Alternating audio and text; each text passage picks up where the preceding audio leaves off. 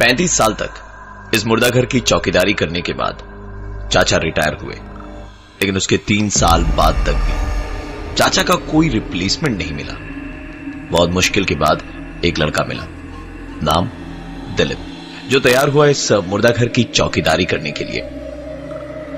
Job handover करते वक्त चाचा ने उससे कहा कि यहां जो दिखाई और सुनाई देता है वो सच नहीं है। अंदर से कई तरह की आवाजें सुनाई दे सकती है, पर तुम बस अपना काम करते जाना और इनकी तरफ ध्यान बिल्कुल मत देना। आज काम पर दिलीप की पहली रात थी। रात करीबन 2 बजे तक वो जाग रहा था और उसके बाद उसे नींद आने लगी।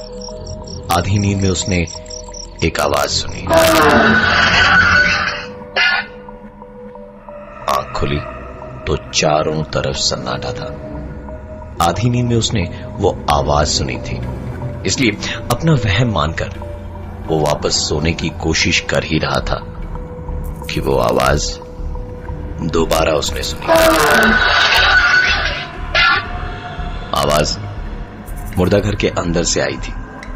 हिम्मत कर उसने मुर्दाघर का दरवाजा खोला। अंदर एसी चल रहा था, पूरा माहौल शांत था। दबे कदमों से वो अंदर की ओर बढ़ रहा था कि तभी उसकी नजर एक खुले ड्रॉर पर पड़ी। आगे बढ़कर देखा तो ड्रॉर में एक लाश पड़ी थी। पहले तो वो डर गया, लेकिन फिर उसे लगा कि मुर्दा घर में तो लाशें ही होंगी, सो इसमें घबराने की कोई बात नहीं। उसने ड्रॉर बंद किया और मुर्दे घर का दरवाजा बंद करके बाहर बैठा ही था कि उसके फोन पर एक आवाज हुई। देखा तो फोन में बैटरी नहीं के बराबर ही थी। उसने अपने बैग से चार्जर निकाला और सीधा मॉर्ग के अंदर घुस गया, क्योंकि चार्जिंग पॉइंट सिर्फ वहीं था। दिलीप अपने फोन को चार्ज पर लगाकर दरवाजे की तरफ आगे बढ़ ही रहा था कि चार्ज पर लगा उसका फोन अचानक से बज उठा। मुर्दा घर की शांति को तोड़ दिया। फोन उठाया तो दूसरी तरफ से आवाज आई, एक कंबल दे देना। और उसके बाद फोन डिस्कनेक्ट हो गया। दिलीप ने जब उस नंबर पर फोन किया तो उसे अपनी आंखों और कानों पर यकीन नहीं हो रहा था, क्योंकि वो मुर्दा घर के अंदर रखे हुए लैंड फोन का नंबर था। और सोचने वाली बात यह है कि उस समय उसके अलावा अगल बगल और कोई नहीं था।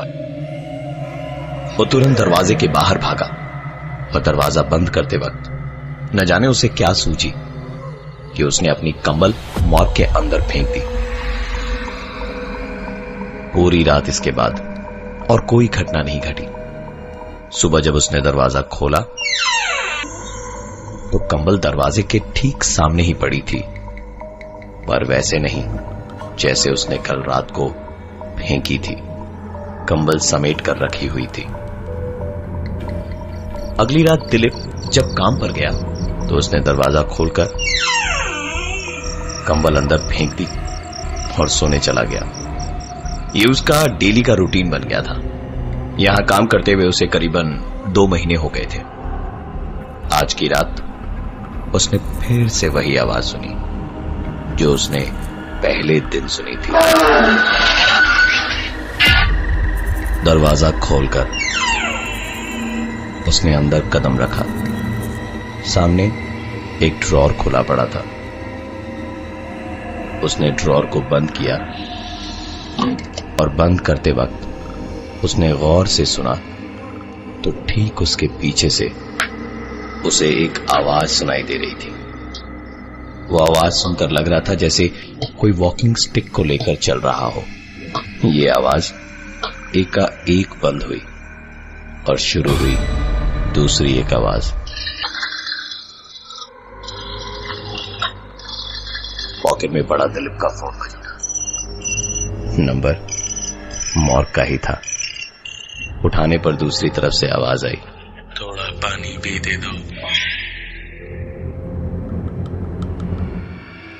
वहां काम करने के पहले दिन से ही दिलीप जैसे किसी न दिखाई देने वाली ताकत का गुलाम बन गया था और हर रात सोने से पहले मुर्दाघर के अंदर कंबल और पानी रख देता। सुबह दरवाजा खोलने पर पानी की बोतल आधी खाली मिलती और कंबल तह किया हुआ मिलता। यह सिलसिला करीबन 5-6 महीने तक ऐसे ही चलता रहा, लेकिन पिछले 1 हफ्ते से कंबल और पानी की बोतल वैसे के वैसे मिलती जैसे रखी जाती थी। दिलीप को लगा कि अंदर जो कोई भी था अब वो वहां नहीं है, इसलिए एक दिन कंबल और पानी की बोतल रखे बिना ही वो सोने चला गया। सुबह आंख खुली तो देखा मोबाइल पर 15 मिस्ड कॉल्स पड़े थे उसके घर से। कॉल बैक किया तो बीवी ने रोते रोते बताया कि बच्चे की तबीयत कल रात से बहुत खराब है। दिलीप दौड़ा दौड़ा घर गया तो बच्चे की हालत वाकई में बहुत ज्यादा खराब थी। वो कमरे में अपने बेटे के बगल में बैठा ही था कि उसने किचन से आती हुई एक जानी पहचानी आवाज सुनी। दौड़कर किचन में गया तो समझ में आया कि यह आवाज सिलेंडर से आई थी। इससे पहले कि वो कुछ रिएक्ट कर पाता, पॉकेट में पड़ा उसका फोन बजने लगा। नंबर उसी मॉर्ग के लैंडलाइन का था। फोन उठाया तो आवाज आई, मैं यही हूं। उसे समझ आ गया था कि दिलीप से गलती हुई है।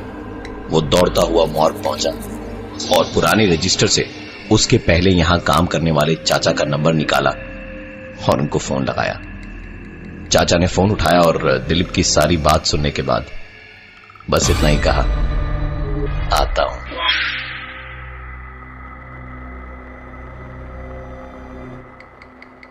मॉर्ग के अंदर होने वाली हरकतें अब यहां के नए चौकीदार पासवान की निजी जिंदगी में उसे परेशान करने लगी थी। परेशान होकर उसने यहां के पुराने चौकीदार को फोन करके सारी बात बताई।